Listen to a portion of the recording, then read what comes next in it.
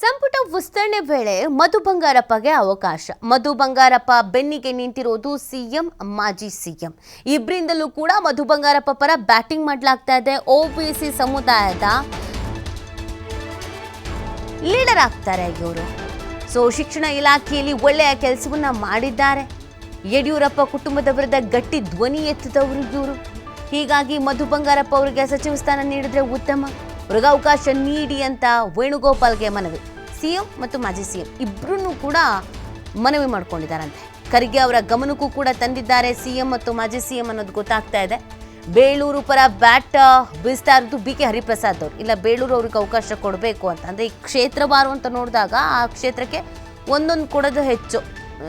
ಒಂದೇ ಕ್ಷೇತ್ರದ ಕಡೆ 2-3 ಕೊಟ್ಟರೆ ಕಷ್ಟ ಆಗ್ಬಿಡತ್ತೆ. ಹಾಗಾಗಿ ಇಲ್ಲೊಂಚೂರು ಭಿನ್ನಾಭಿಪ್ರಾಯಗಳಿದೆ.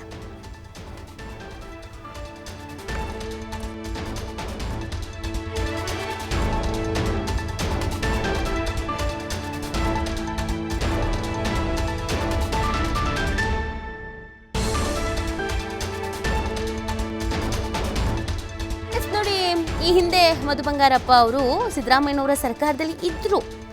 ಆದರೆ ಈಗ ಅವ್ರಿಗೆ ಅವಕಾಶ ಸಿಗುತ್ತಾ ಇಲ್ವಾ ಅನ್ನೋದು ಪ್ರಶ್ನೆ ಆಗಿದೆ. ಮೊದಲ ಪಟ್ಟಿಯಲ್ಲಂತೂ ಅವರ ಹೆಸರು ಇಲ್ಲ.